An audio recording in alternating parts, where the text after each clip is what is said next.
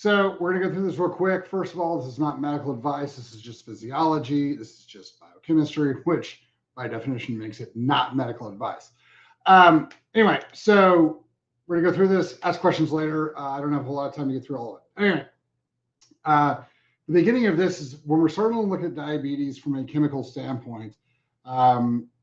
It's pretty obvious where it is and how it's set up. Now, a couple of different things on this. You have to first get into the idea that a lot of the things you've been told are wrong, are lies to keep you from being able to fix this. So primarily calories don't mean anything. Your body does not run on calories. Calories are a unit of increase in heat energy. They have nothing to do with what the body runs on or anything.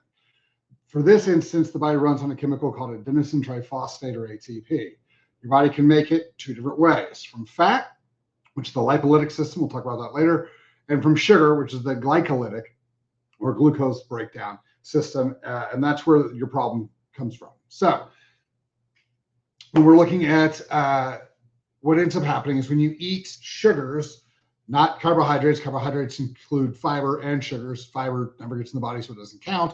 Sugars, however, will raise your blood sugar levels, obviously. Well, what happens is your body does not want to have high blood sugar levels. So it has a hormone called insulin that when the sugar levels come up, the body releases an equal amount supply of insulin, and the insulin moves those sugars into storage. It moves them into the muscles as glycogen, moves them into the liver as glycogen. Whatever's left over, your body turns into fat. Boom, fat stores it for later use. So what ends up happening is your body, if you have lots of sugars all the time, you're consuming large amounts of sugars all the time, your body has to make a lot of insulin all the time to move those sugars constantly.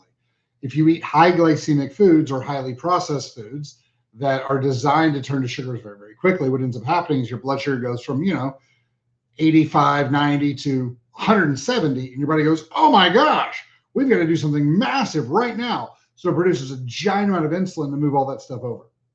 Well, so what ends up happening is that when we're constantly consuming these drinks, these foods, these mints, these candies, whatever, we have all this sugar going on all the time. And so your body produces all this insulin all the time to move that sugar. What ends up happening is that when your body is constantly being hit with levels of insulin, it kind of quits listening to it. So the best way to explain insulin resistance to you is, so if you've ever been baking anything, so let's say you're making bacon, it's in the oven, that whole thing, and you're like, I can kind of smell it. And you go out to the garage for a minute or two. When you come back inside, you're like, oh my gosh, this whole house really smells like bacon. Well, what happened was that you were desensitized to it. And so you were not getting the full effect of the bacon. When you left and started breathing normal air that didn't have bacon smell in it, when you came back, you're like, oh my gosh, there really is a lot of bacon smell in the air. That's a really good example of how your body becomes desensitized to things that are all around it all the time. So what ends up happening is your body quits being able to utilize insulin to move sugar because it's just there all the time. And the receptors, so insulin's the hormone, it's the key. It goes into the lock that is the receptor, and the receptor makes the tissue do something. So in this case, it makes the tissue suck the sugar out of the blood. Well, when your body hears it over and over and over, and it's always there, your body's like, look, this level is 10 units of insulin. I don't even feel that anymore. I don't even know it's there. My tolerance to insulin is way too high. So your body's like, all right, cool. Well, we'll make 15 units of insulin. Your body goes, whoo, I'll listen to 15 units of insulin. I can definitely hear that. And then after a while, your body goes, man, there's been 15 units of insulin in the blood all the time for a long time now. I don't really hear it anymore. So your body goes, cool. And it jumps up to 20, then 25. And then all of a sudden, your body's like, hey, I can't hear 25 units of insulin anymore. And your body goes, well, I can't make any more than that. And so what ends up happening is we have high insulin and high sugars. And so that's when we finally pull the blood, because no one checks fasting insulin. That's when we finally pull the blood and they go, oh, your fasting blood sugar is 120.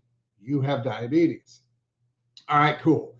So remember, the body's trying to make ATP because it doesn't run on calories. It's trying to make ATP.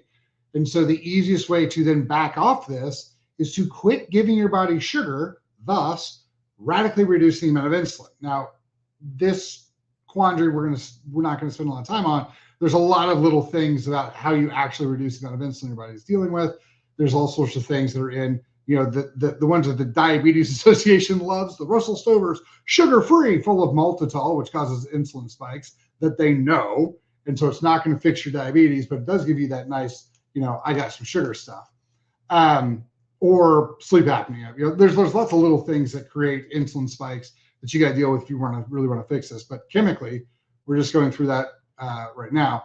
So what ends up happening is what's going on is you're eating all these sugars, but your body can't get them into the storage. They can't get them out of the blood system because your body quit listening to insulin due to its insulin resistance.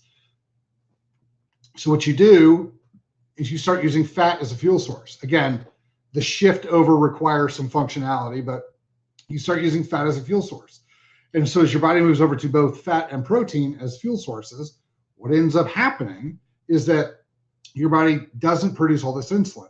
And so this insulin resistance over time starts calming down, just like when you went into the garage or you went out of the room, you breathed normal air. When you came back in, you're like, oh my gosh, there is actually a lot of bacon smell in the air. So what ends up happening is that over time, your insulin receptors heal, and all of a sudden your blood sugars come back down where they're supposed to be. Your insulin production comes back down where it's supposed to be, and you're fine. So this is one of those big things where we start moving people into a low glycemic or a non-insulin producing diet. This is how you start walking back diabetes. And every single person we've done it worth its worth. So the number one thing that you can do with your diet is go low glycemic, whether it's paleo, whether it's keto, whether it's high protein, whether it's vegan, whether it's vegetarianism. Get off the high glycemic foods. If you can get off high glycemic foods, you can walk this diabetes thing right back down to zero. And you can do it with, a pretty wide diet. Like we do it with, our big thing was we're trying to find all of the different things that people didn't have to go without: cookies, cakes, pies, all that type of stuff. Yes, you will lose fat as you do this. Most people do. But the biggest thing is that it will radically change your chemistry. And that's going to change the way that the whole body works. So this plays into dementia a little bit, because if you look at insulin resistance and things you might not know, your brain produces insulin to communicate, to talk to itself. The hippocampus, which is tied to memory, obviously a dementia issue. The cerebral cortex, which is higher function, higher thought, also one of those problems we have with dementia. The hypothalamus, which is dealing with mood and dealing with goal seeking and purpose function and driving your life, that's messed up, as is the olfactory bulb and taste and smell. That's what your body uses to communicate insulin-wise. So if you have insulin resistance, even in the brain, your brain can't communicate very well with the insulin it uses to communicate. Now, there's a whole big, long spiel about what's actually going on with diabetes and the reduction and how the brain is starving because it's insulin resistant, so it can't get in the sugars, but it also can't burn the fats because there's too much insulin in the system.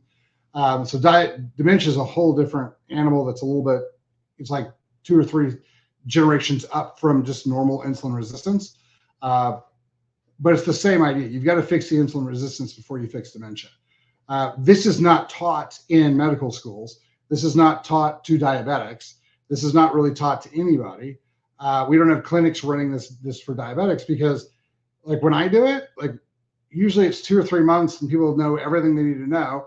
They go off, and within, after I teach them, so that, let's say usually about 3 to 5 months, everybody we've worked with is no longer diabetic. And those people don't necessarily come back and keep buying stuff. And that's why that you've never heard of this, is because, the powers that be, which is our government, the FDA, the NIH, the CDC, their job is to make sure that as many people as possible are on as many drugs as possible, so the pharmaceuticals make money, so they can pay those guys, and so that everybody else can profit off of it. That's where we're at. That's why you haven't heard this. That's why people keep telling you that calories are what runs the body, because if you start actually looking at the chemistry, you find those little tricks that, okay, so our body runs on adenosine triphosphate, and if we actually change the way our body makes it, we start looking at the foods that we're told to eat, because the FDA comes out and says, look at the food pyramid that's been there for however many years. Base of it's always grains and breads, the things that are the highest glycemic we know of, right? And what did the FDA come out and say? was it the last year under Biden, they said that Fruity Pebbles and Lucky Charms were substantially healthier for you than steak. Well, steak and all meats have zero glycemic function. So one of the things that I have seen, and I'm not recommending this because this isn't medical advice, but I've seen a lot of people who went carnivore and their diabetes went away. Shocker, isn't it? So yeah, so when the government says eggs and steak and beef products are terrible for you because they're full of cholesterol, remember that fat system, that lipolytic system? What do you think that system burns? It burns cholesterol. It burns the fat that's in our bodies. It burns the triglycerides. It burns those things. So by telling people fat is super dangerous and going to kill you and you should never consume it, we should just consume these high glycemic carbohydrates. Well, guess what happened? The government deliberately walked you into being diabetic and walked you away from being healthy. So that's really where this comes from. So when we talk about, oh, my government would never lie to me about vaccines or about this or that. They've been lying to you about how your body works so that you wouldn't figure out how to fix diabetes and dementia for 50 years. Your government in the structure of your medical system will do nothing but lie to you if that's what promotes sales of pharmaceuticals.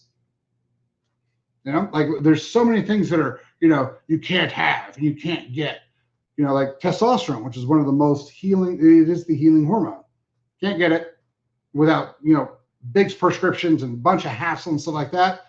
I mean, even though it replaces the vast majority of, ED drugs, depression drugs, fat loss drugs, all sorts of sex aids, all sorts of things. Replaces all of those.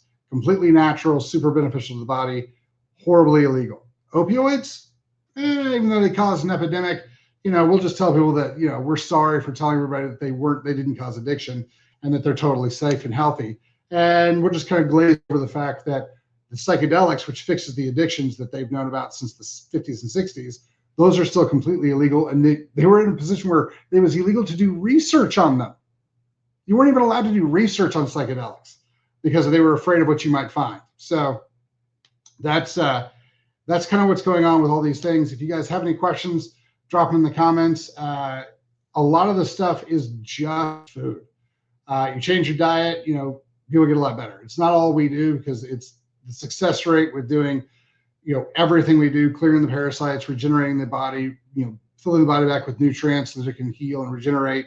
I've found to be substantially more beneficial overall as a holistic method. But if you've got diabetes and you don't want it anymore, check your glycemic function and drop it. I would highly recommend that you guys work with somebody who knows what they're doing on this. Unfortunately, if they've got medical doctor or MD in their title, they probably don't have a clue. They're not taught this. In fact, they're taught the exact opposite of this because they're taught to sell drugs. There's nothing wrong with those people. They're great human beings. Their education was designed to sell drugs, not to heal people. So again, not their fault. They're still great human beings.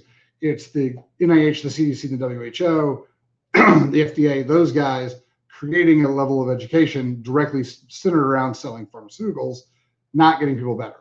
That's really where we're at.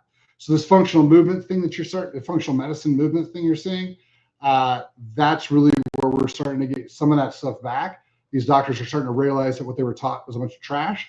And so they're starting to go into the functional medicine stuff that the chiropractic and the natural space has been promoting forever because they finally decided that they wanted their families to get better. And so that's what they started looking into this stuff. So if you guys are trying to figure out what's going on with your health, if you guys are trying to figure out what's going on with your diabetes, if you guys are trying to figure out why you're not losing the fat, why you're not gaining the muscle, why you're still sick, I would start looking deeper into your chemistry. And unfortunately, you're not going to be able to get a whole lot of help out of the medical community for this. So if you guys have any questions or anything, hit us up, questions@chalmerswellness.com. Drop them in the comments. But that's more or less how you do it. I was trying to do this as short as possible, and I still went 5 minutes over. All right. You guys have a great day. Thanks for your time. Talk to you later.